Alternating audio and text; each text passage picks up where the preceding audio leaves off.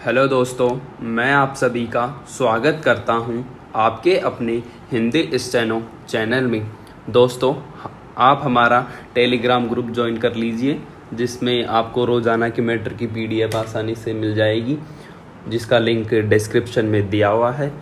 तो अब dictation start करते हैं। डिक्टेशन स्टार्ट होगी 5 सेकंड बाद। स्टार्ट। प्रधानमंत्री महोदय सार्वजनिक निर्माण विभाग सरकारी इमारतें तथा सड़कों का निर्माण करता है।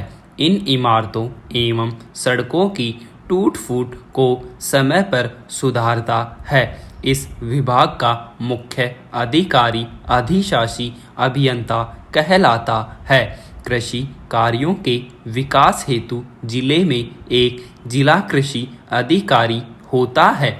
वह किसानों को खेती के लिए कई सुविधाओं की व्यवस्था करता है। इसकी मदद के लिए पंचायत समिति पर कृषि प्रसार अधिकारी होता है। एक कार्य में वह इसकी मदद करता है। उपसभापति महोदया जी जिंदगी में बहुत सी चीज़ों को की तरह प्रशासन में भी आम क्या करते हैं से अधिक महत्वपूर्ण यह है कि आप उसे किस तरह करते हैं। लोकतंत्र में विशाल जनसमूह के साथ काम करते समय यह और भी महत्वपूर्ण हो जाता है। मैं इस बात पर विशेष रूप से बल देना चाहता हूं, क्योंकि यह बात एक प्रशासक के लिए भी उतना ही महत्वपूर्ण है जितनी कि एक राजनीतिज्ञ के लिए। राजनीतिज्ञ इस बात को अपने सामान्य कार्य व्यापार में शीघ्र समझ जाता है, क्योंकि यदि वह इसे नहीं समझता तो उसका पत्ता कट जाएगा। लेकिन प्रशासक इसे पूरी तरह समझे बिना भी काफ़ी समय तक बना रह सकता है। यह दूसरी बात है कि उसके प्रति दुर्भावना पनपेगी और वह अपना काम ठीक तरह नहीं कर पाएगा, क्योंकि इसके लिए लोगों के सक्रिय सहयोग की आवश्यकता होती है। अब राज्य में पुलिस का बोलबाला नहीं है। प्रत्येक राज्य सामाजिक और आर्थिक तौर पर आगे बढ़ना चाहता है। वस्तुतः समूचा लोक प्रशासन एक तरह से अफसरशाही ही है। समाजवाद का बढ़ना अफसरशाही का बढ़ना है। बड़ी हैरानी की बात है कि जो लोग अफसरशाही के विरुद्ध जोर से नारे लगाते हैं, उन्हीं को इसकी अधिकाधिक आवश्यकता होती है। समाजवादी साधनों के विकास में यही छिपा है। प्रशासन का काम अधिकाधिक बढ़ता जा रहा है। उसे किसी विशेष क्षेत्र में केवल शांति नहीं बनाए रखनी है या कर नहीं वसूल करना है, उसे जनता से घनिष्ठ संपर्क बनाए रखना है और उसे अपने अनुकूल रखना चाहिए। वास्तव में उसे कुछ सीमा तक किसी अच्छे और सफल राजनीतिज्ञ का तरीका अपनाना चाहिए। तरीका नहीं जब वह राजनीतिज्ञ वोट मांगने जाता है, बल्कि वह तरीका जब वह लोगों की सहायता कर उनका मन जीतता है। सहयोग से निदेशक महोदय की रिपोर्ट में स्थानीय स्वशासन से संबंधित एक अनुशासन परियोजना का उल्लेख किया गया है।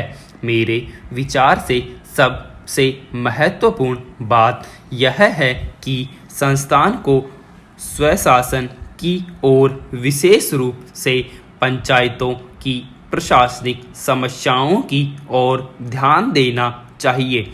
हमारे देश में हजारों पंचायतें हैं और हमारे लोकतंत्र का वास्तविक आधार है।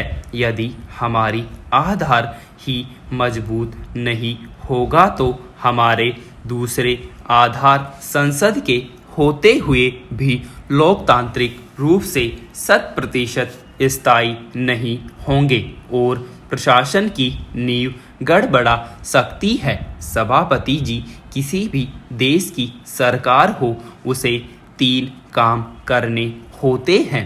पहला, कानून बनाना। दूसरा, कानून को लागू करना। तीसरा, न्याय का कार्य करना। सरकार का जो अंग कानून बनाता है उसे व्यवस्थापिका या विधायिका कहा जाता है। जो अंग कानूनों को लागू करता है उसे कार्यपालिका कहा जाता है। जो अंग न्याय करने का कार्य करता है उसे न्यायपालिका कहते हैं। हमारे देश में केंद्र सरकार के कानूनों का निर्माण संसद करती है और राज्यों में राज्य विधान मंडल यह कार्य करते हैं। अतः संसद हमारे देश की व्यवस्थापिका है जो देश के लिए कानून निर्माण का कार्य करती है। संसद के 2 सदन हैं। प्रथम सदन को लोकसभा और द्वितीय सदन को राज्यसभा कहा जाता है। भारत का राष्ट्रपति भी संसद का अभिन्न अंग है। जिले में एक नियोजन कार्यालय होता है। वहाँ पर जितने भी बेरोजगार होते हैं वे उनके नाम विभिन्न प्रकार के रोजगारों के लिए नौकरियों के लिए पंजीकरण करते हैं। इस प्रकार नियोजन कार्यालय जिले के बेरोजगारों को नौकरी दिलाने के लिए नियोजन का काम करते हैं। सभापति महोदय, जिले में जंगलों की देखरेख व नए वन लगाने के लिए जिला वन अधिकारी होता है। जिले में विभिन्न उद्योगों को विकसित करने हेतु जिला उद्योग अधिकारी होता है। प्रधानमंत्री महोदय जायदाद, रुपये के लेन देन इत्यादि से संबंधित मुकदमों दीवानी मुकदमे कहलाते हैं। इनकी सुनवाई दीवानी न्यायालयों में होती है। चोरी, मारपीट, हत्या आदि से संबंधित मुकदमे फौजदारी मुकदमे कहलाते हैं। इनकी सुनवाई फौजदारी न्यायालयों में होती है। इस प्रकार झगड़ों को निपटाने के लिए एक जिले में जिला जज न्यायालय का स्थान सर्वोच्च होता है। दीवानी झगड़ों के लिए जिले में सबसे बड़ा न्यायालय सेशन जज का होता है। फौजदारी झगड़ों के लिए सबसे बड़ा न्यायालय सेशन जज का होता है। सेशन जज की अदालतों के नीचे प्रथम, द्वितीय तथा तृतीय श्रेणी के मजिस्ट्रेटों की अदालत होती हैं। सभापति महोदय, सुप्रीम कोर्ट ने बुधवार को गुजरात की एक अदालत से आध्यात्मिक गुरु आसाराम बापू के खिलाफ यौन उत्पीड़न के मामले की सुनवाई को तेज करने के लिए कहा। अहमदाबाद के नज़दीक स्थित अपने आश्रम में एक महिला के साथ कथित यौन उत्पीड़न मामले में आसाराम पर यह मामला चल रहा था। सर्वोच्च न्यायालय के निचली अदालतों को मामले में गवाहों का बयान दर्ज करने में तेजी लाने के लिए कहा है।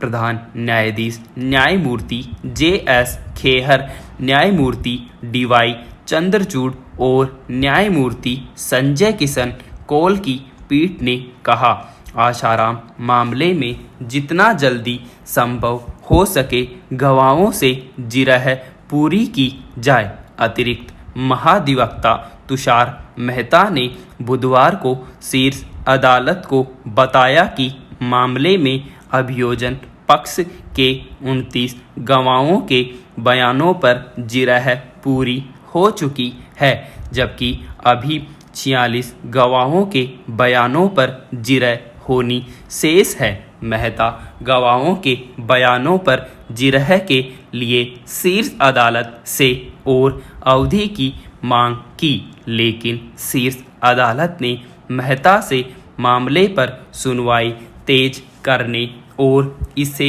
अटकाए न रखने के लिए कहा है। विराम।